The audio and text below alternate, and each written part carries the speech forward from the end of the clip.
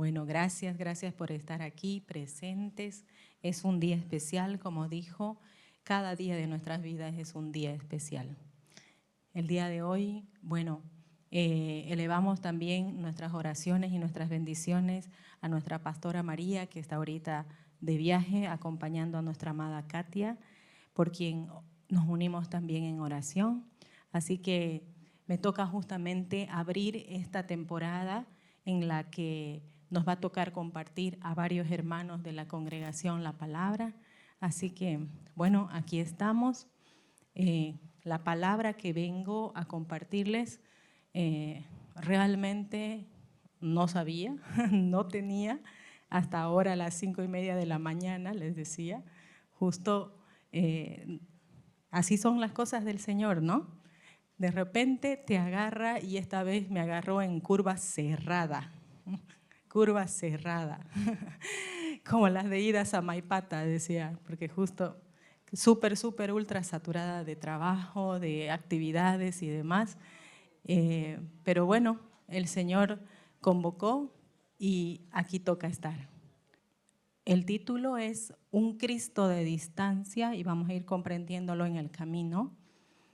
Y hay una imagen particular que lo refleja, pero conversando así en conversaciones espontáneas, me fue saliendo una y otra vez esta frase y no sabía que era para poder compartirla el día de hoy.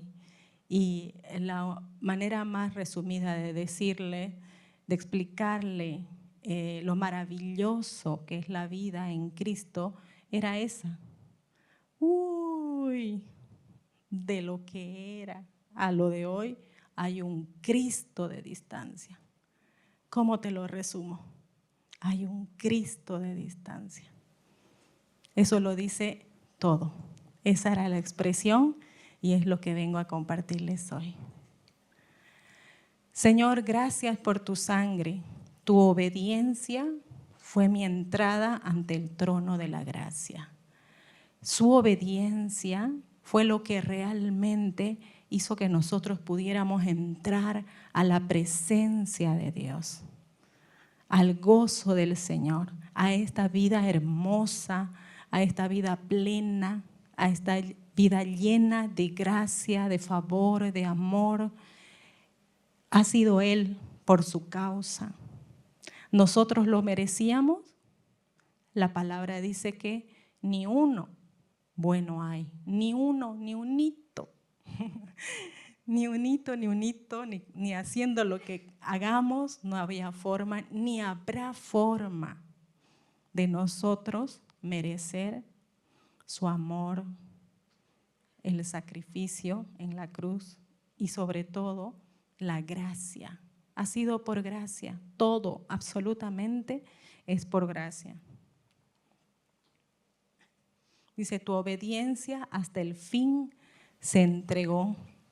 La palabra nos dice en Filipenses 2:8, y estando en la condición de hombre, se humilló a sí mismo, haciéndose obediente hasta la muerte y muerte de cruz. Él es Dios.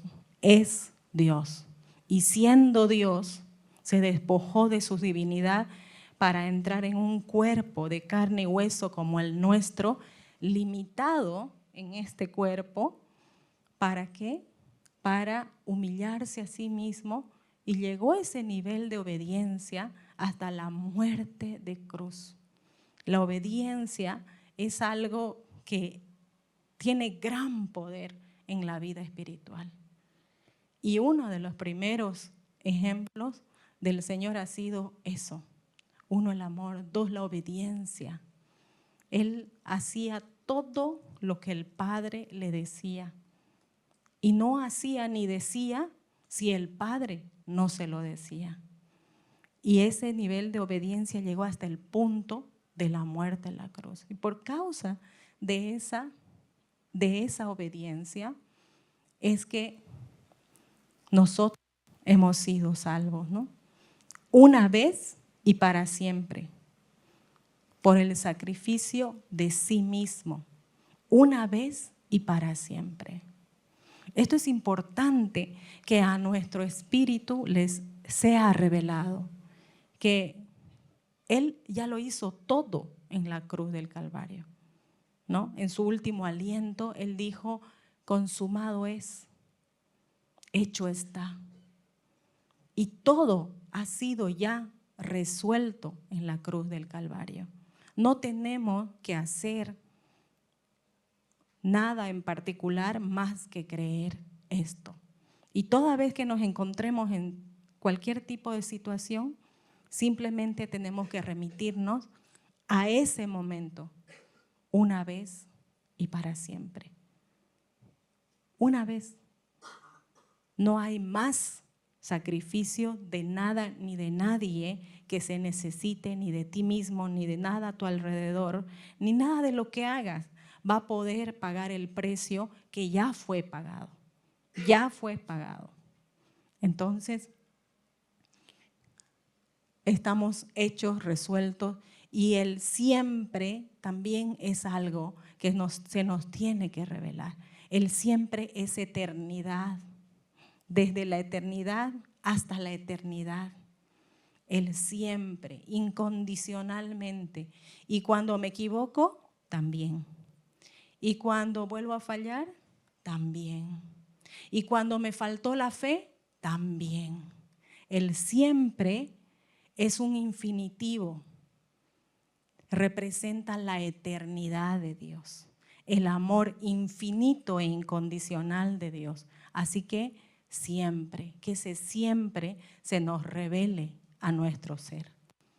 Y nos dio libre acceso para quitar de en medio el pecado. Sabemos que antes, en el Antiguo Testamento, nadie podía ver cara a cara al Señor. Aún había un velo y dice que el que veía cara a cara al Señor moría en el acto, ¿no? Pero por causa de Jesucristo, nosotros ahora, ese velo ha sido quitado, ha sido roto, ¿no? Y ahora nosotros podemos realmente verle cara a cara al Señor, experimentar su presencia en pleno, sin privaciones, sin limitaciones, sin cuestionantes. Cristo hizo eso, Él pagó el precio para que pudiéramos tener libre acceso al Padre y conocerle hasta en el más profundo de sus formas. Y es así que de esta manera el Señor cambia nuestros corazones. Y dice la palabra en Ezequiel 11:19, y les daré un corazón y un espíritu nuevo donde pondré de ellos y quitaré el corazón de piedra de en medio de su carne y les daré un corazón de carne. Entonces, Él es el que nos da un nuevo corazón a través de su espíritu, un nuevo espíritu. Nuestra pastora María nos viene enseñando desde siempre la antigua naturaleza y la nueva naturaleza. Y es esto, cuando el Señor entra a nuestro ser, un nuevo espíritu somos y uno somos con Él. Y eso es lo que hace que haya un cambio radical, trascendental en nosotros. Nada puede quedar como antes cuando una persona recibe a Cristo en su interior. No podemos ser los mismos. Y de ahí el Cristo de distancia, ¿no? Entra el Señor y ya somos otros, ya tenemos un nuevo espíritu, ya somos una nueva criatura, pero tenemos que transitar ese Cristo que habita en nosotros hasta que poco a poco se vaya manifestando. Y se manifestará más rápidamente en algunas áreas y en otras tal vez cueste un poquito más. Pero de que está ahí, está ahí. Está en nuestro interior. Ya esa nueva naturaleza nos pertenece. Somos una nueva criatura. Lo somos. Creamos eso. Todo en la vida en Cristo es cuestión de fe, es cuestión de creer. y el que cree ve. Se llega a ver, puede suceder. Esa sangre que nos transforma, la que nos perdona. ¿Quién? En Colosenses 1:14 dice, quien compró nuestra libertad y perdonó nuestros pecados. Él perdonó nuestros pecados. ¿Y cuál es el pecado? Sé que esto puede ser extremadamente básico, pero a veces los básicos nos vuelven a las verdades absolutas. ¿Hay verdades absolutas? Sí. Cristo es la verdad, ¿no? El camino, uno solo. La verdad, una sola. Y la vida, una sola. Él es el único. Entonces, Él es el que perdonó nuestros pecados y por causa de Él tenemos libertad. ¿Cuál es el pecado? El pecado es la separación de Dios, el estar alejados de Dios, el ser ajenos a Él. El definitivamente hago según me parece, como quiero, según mi criterio. Y mientras más pensantes somos, mientras más racionales somos y mientras más capaces somos, más difícil es realmente poder comprender el pecado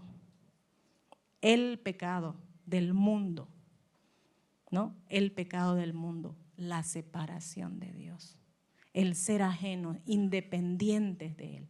Ese es el pecado. Todo lo demás son manifestaciones, expresiones, pero el verdadero y único pecado es la separación de Dios. Entonces, Él nos libró de esa separación, nos acercó al Padre, nos acercó y nos reencontró con Él. La que me rescató, me sacó del lugar, me sacó al lugar espacioso, me libertó porque se agradó de mí, dice en Salmos 18:19 el rey David, a lugares espaciosos. Miren esta imagen acá, súper interesante. Y esta imagen nos muestra con tanta claridad la transición de un punto a otro punto. Y cómo el ser humano transita de este lugar, de la antigua naturaleza, del antiguo yo, de la antigua forma de ser, de todo lo que antes valoraba, a lo que es de verdad del Señor, ¿no? Y esa transición es lo que nos lleva a lugares espaciosos. Esos paradigmas, esos viejos paradigmas son los que nos limitan. ¿Habrá forma de encasillar la bondad de Dios, la misericordia? ¿Habrá forma de encasillar todo lo que el Señor tiene para darnos? No, no hay forma. Es como el aire. Es como el aire, no podemos encasillarle y darle una forma, pero el ser humano, en su vieja naturaleza, quiere darle una forma, una estructura, un nombre, un título, un color, ¿no? Y lo encuadramos. Y ahí es donde nos limitamos. Pero lo de Dios es infinito, es eterno, es maravilloso. Por eso dice, me sacó a lugares espaciosos, porque todo lo que yo piense en mi humanidad va a ser limitado. Va a ser limitado y muy probablemente contrario a la palabra de Dios. ¿Por qué? Porque la naturaleza humana está enemistada de la naturaleza divina. Entonces, Él es el que nos saca de esos lugares, de esas estructuras, de esos paradigmas y nos lleva a lugares espaciosos, grandiosos, maravillosos, para darnos esa vida plena y abundante que ganó para nosotros. El que nos liberó. En Romanos 6:12 dice, no reine pues el pecado en vuestro cuerpo mortal, de modo que obedezcan a sus concupiscencias. ¿Qué son las concupiscencias? Los deseos, nuestros propios deseos. Nosotros podemos, desde los paradigmas antiguos, ajenos a la palabra de Dios, vamos a desear cosas ajenas a la voluntad de Dios. Eso es inevitable, es un 1 más 1, ¿no? Pero si nosotros estamos en Cristo, en la mente de Cristo y practicamos la mente de Cristo, nuestros deseos van a alinearse a la voluntad de Dios. Así que qué hermoso es predisponerse a caminar esa transición. Y para eso es preciso comprender esta palabra que nos dice: no os conforméis a este siglo, sino transformaos por medio de la renovación de vuestro entendimiento, para que comprobéis cuál sea la buena voluntad de Dios, agradable y perfecta. La palabra clave aquí es: no se conformen. No se conformen, y conformar es aceptar, pero también significa tomar la forma de este mundo. No tomen la forma del mundo, el sistema del mundo. Si ustedes se ajustan al sistema del mundo, entonces no podrán experimentar la voluntad de Dios, que es buena, agradable y perfecta. No podremos experimentar.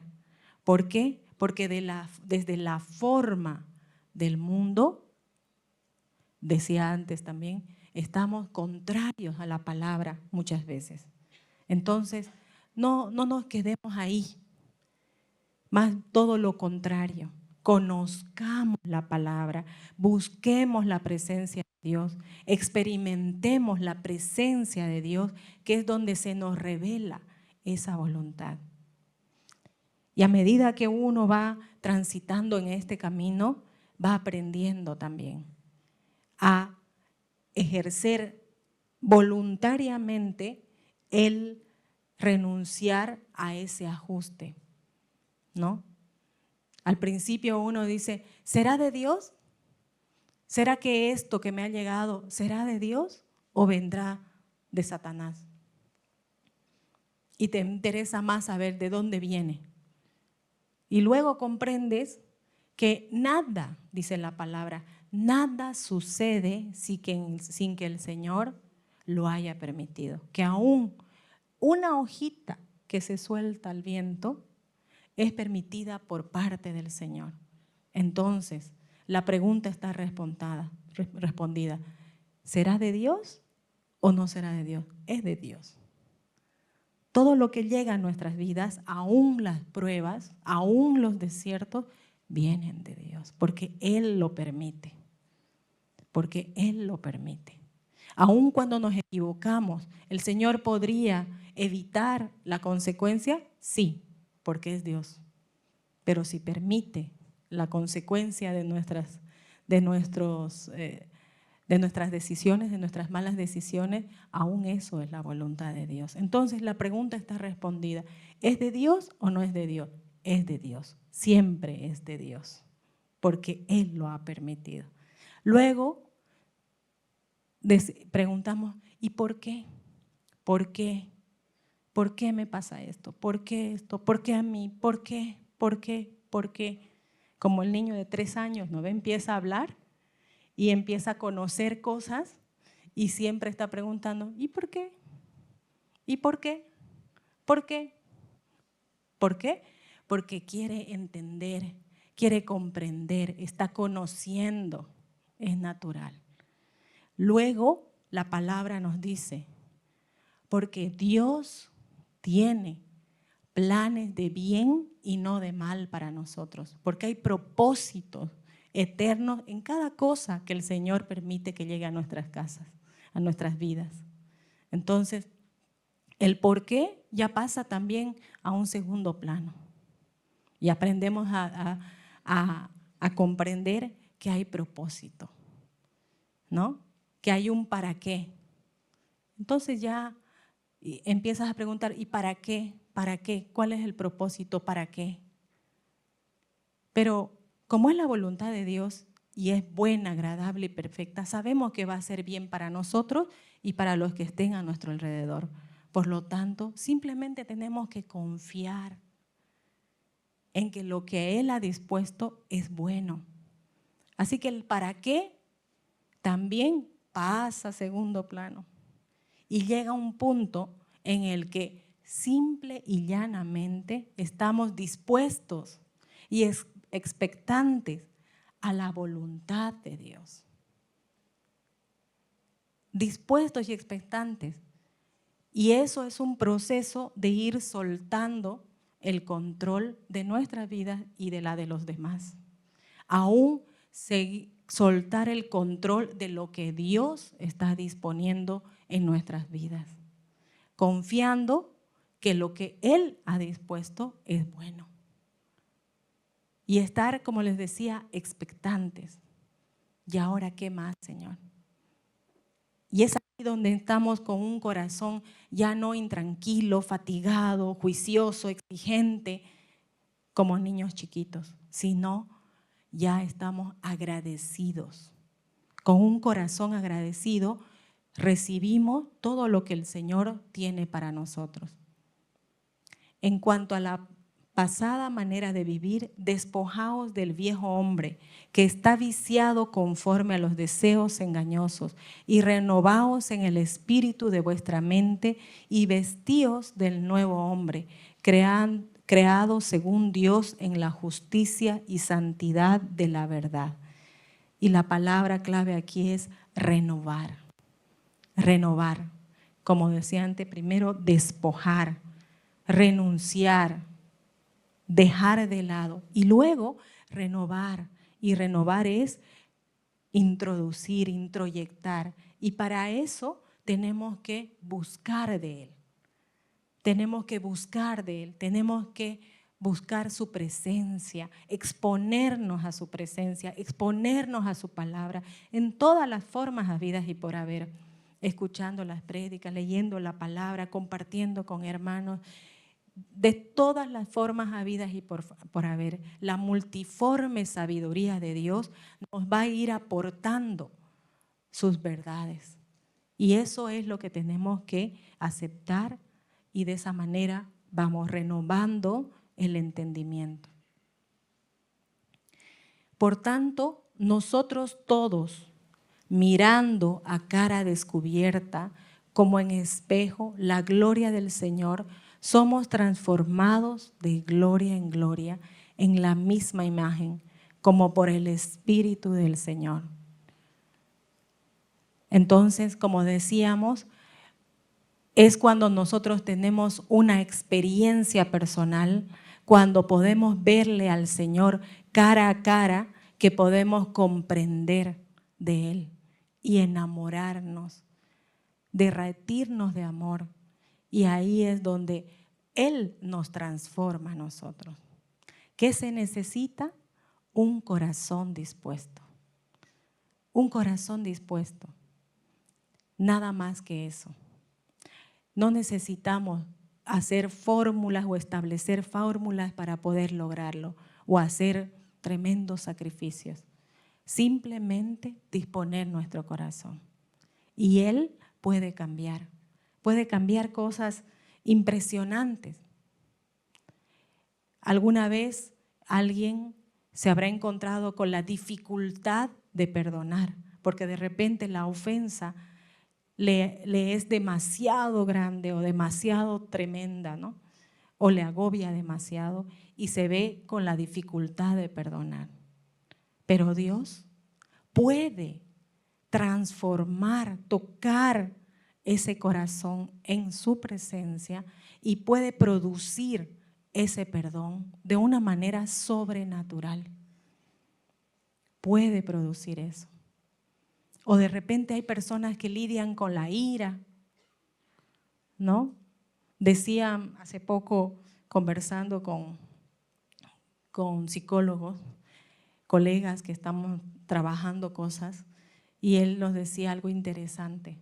Muchas veces la tristeza no es otra cosa que la expresión de la ira,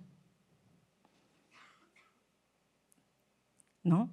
La tristeza, hay personas que pueden estar muy tristes y en el fondo, en realidad, están molestos, están con ira, con rabia, con impotencia. Y no pueden con esas sensaciones o con esas emociones. A veces nos cuesta aún reconocer nuestras emociones, pero el espíritu que está en nuestro interior, ese espíritu con el cual nosotros convivimos, al cual nosotros nos tenemos que exponer, es el que sana nuestro corazón, limpia nuestro interior, resuelve todo lo que pueda haber en nuestra mente. Ese paradigma, esa sensación, esa imaginación y esa exageración que pueden estar operando en mi mente, el Señor la resuelve, la corrige, la pone en el lugar correcto. ¿Y cuál es el lugar correcto? La cruz. La cruz, ese es el lugar correcto, donde opera el amor. Y no hay fuerza más poderosa, más grandiosa, capaz de transformar absolutamente todo que el amor. Y el ejemplo más vívido del amor es Cristo. Es Cristo. Por eso dice obediencia hasta la muerte y la muerte de cruz. Esa obediencia es sinónimo de amor, porque por amor lo hizo, por amor. Entonces, todo lo que pueda estar operando en nuestra mente, en nuestros corazones, el Señor lo lleva a la cruz. El Espíritu opera.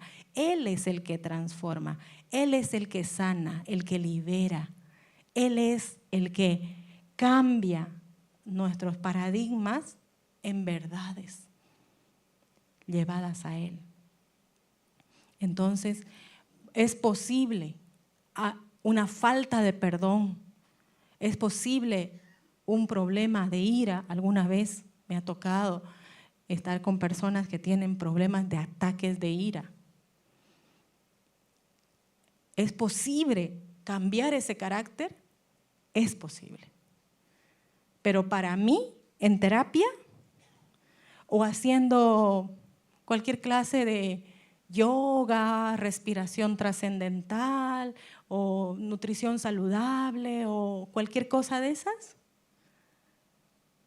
por ahí va a ayudar a mi cuerpo, pero a mi mente, a mi espíritu, no lo va a cambiar. Lo único que cambia, lo único que transforma es el Espíritu de Dios.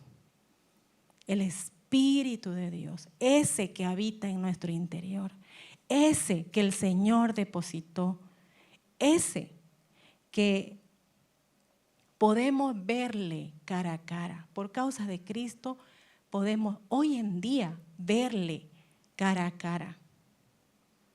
Y esa exposición al Espíritu de Dios cara a cara es lo que resuelve absolutamente todo, de una manera sobrenatural. Se los digo y les doy fe de esto absolutamente, porque no solamente lo he visto suceder en mí misma, sino lo he visto suceder en muchos hermanos de la fe a mi alrededor. Todo es posible para el Señor. Todo es posible transformar. Y además, lo mejor de todo es que somos transformados de gloria en gloria. ¿Qué significa eso? Gloria, ¿qué es? La presencia de Dios. Ahora estoy viviendo esta situación en mi vida y estoy lidiando con la falta de perdón, por ejemplo, ¿sí? Y el Señor permite que llegue esto a mi vida, permite que llegue esa ofensa. ¿Por qué? Porque no nos va a dejar equivocados, no nos va a dejar en el error. Si hay algo que tenga que ser resuelto, transformado a la manera de Cristo, Él lo va a permitir y lo va aún provocar. Entonces va a permitir que llegue esa persona o esa situación, esa ofensa, para entrenar mi capacidad de perdonar. ¿Por qué? Porque en la medida que desarrolle mi capacidad de perdonar, también será entrenada mi capacidad para no ofenderme. Estará siendo trabajada mi ego. Y poco a poco seré formada a la mente de Cristo. Entonces, ahora el Señor está permitiendo esto, desarrollar la falta de perdón. Y para eso me expongo a la gloria de Dios, a la presencia de Dios, para que esto sea transformado. Superé esto y de aquí a un tiempo me tocará en la siguiente estación, de repente ya no la falta de perdón, de repente me tocará la misericordia, desarrollar misericordia por los que están a mi alrededor. Porque veo a una persona de determinada manera, de repente es la misma persona y muy probablemente muy cercana a mí, porque dice que el cuchillo de caza corta mejor, ¿no ve? ¿Qué significa eso? Significa los más cercanos a mi corazón, mis padres, mis madres, mis hermanos, mi esposo, mi esposa, mis hijos. Esos son los cuchillitos de caza, los que cortan mejor, los que realmente afectan a tu corazón. Por ahí la ofensa del vecino, me da lo mismo, digamos, no es conmigo. Pero algo mucho menor que eso, de repente se le salió a mi esposo. ¡Wow! ¿Y cómo corta? ¿No? Y de repente aquí en esta estación fui entrenada en el perdón. Y en la siguiente estación, la misma personita es objeto de mi entrenamiento. Pero ya no en perdón, sino en misericordia. ¿Por qué? Porque yo digo, pero ¿cómo es posible que no cambie? Bueno, es porque no lo estoy viendo como Dios lo ve. Y ahí opera la misericordia. Tengo que verlo como Dios lo ve. ¿Y cómo lo voy a ver como Dios lo ve? A través de mis ojos. Imposible. Imposible. A través de mis ojos humanos, carnales, voy a ver conforme a mis paradigmas. Pero a través de los ojos de Dios lo veré como Dios lo ve. Completo, perfecto, determinado. Perfecto, como Él lo ve. ¿Por qué? Porque veré al Cristo que está en Él. Y no a esa personita que en la anterior estación ya lo había resuelto. Y por ahí nos va a tocar varias estaciones. Y ese es el camino de la fe, que significa de gloria en gloria, de la presencia de Dios en una estación a la presencia de Dios en la siguiente estación y a la presencia de Dios en la siguiente estación. Porque este camino de transformación es desde que llega a nuestras vidas hasta el día que nos toca encontrarnos con Él. Amén. Así es. Y a su imagen, para ser transformados a su imagen. ¿Por causa de qué? Del Espíritu del Señor.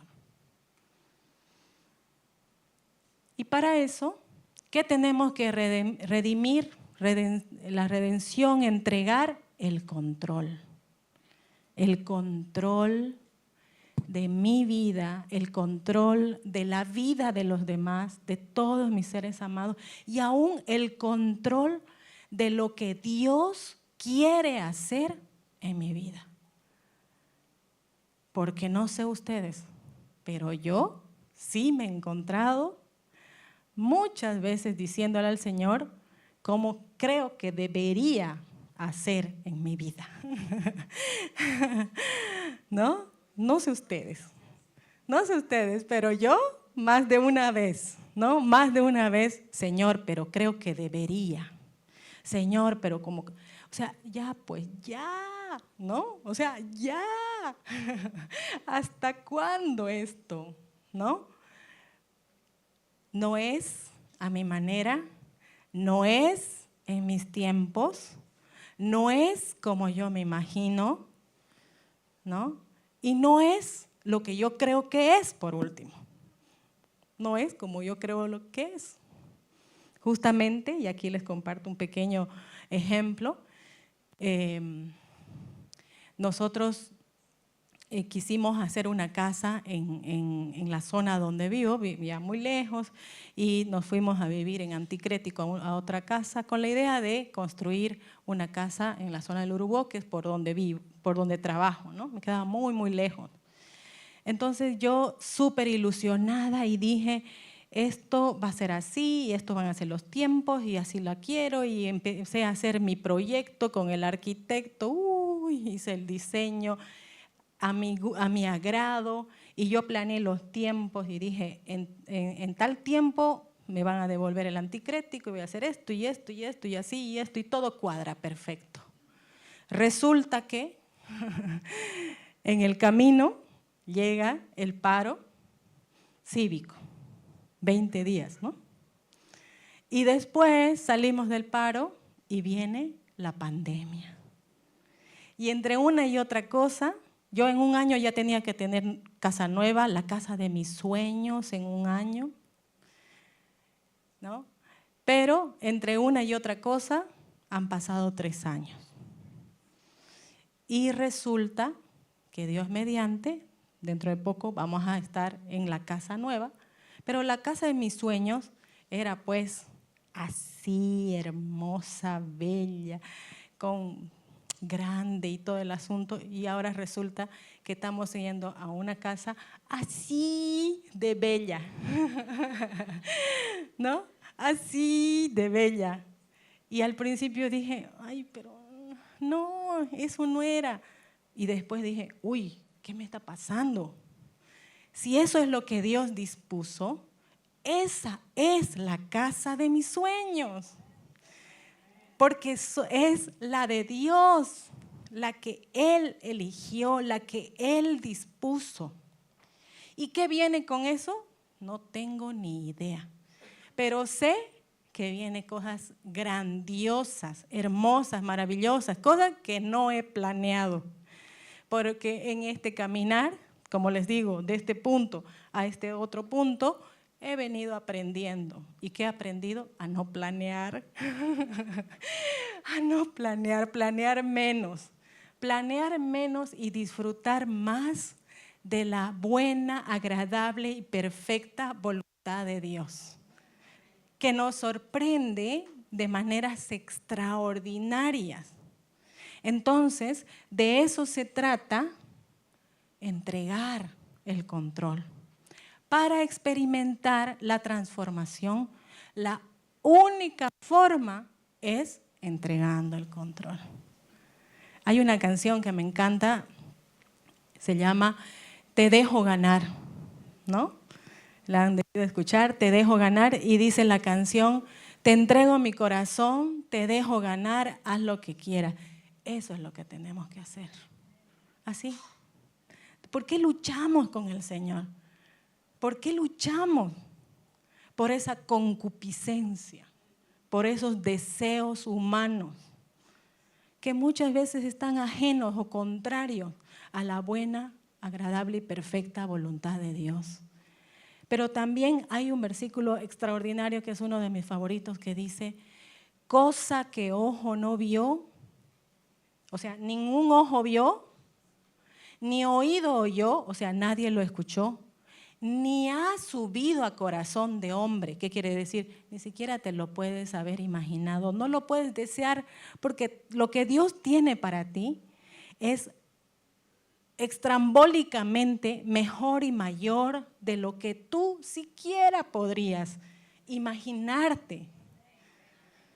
Entonces, creamos eso, creamos en el amor de Dios, ese amor incondicional, ese amor ilimitado, ese amor que ha dado su vida por nosotros para que tengamos cosas extraordinarias. ¿Para qué nos limitamos? ¿Para qué lo queremos encapsular? ¿Para qué? Si Él es Dios. ¿Y qué? ¿Qué opera ahí? Su amor. Es la fuerza impulsora de la transformación. Su amor.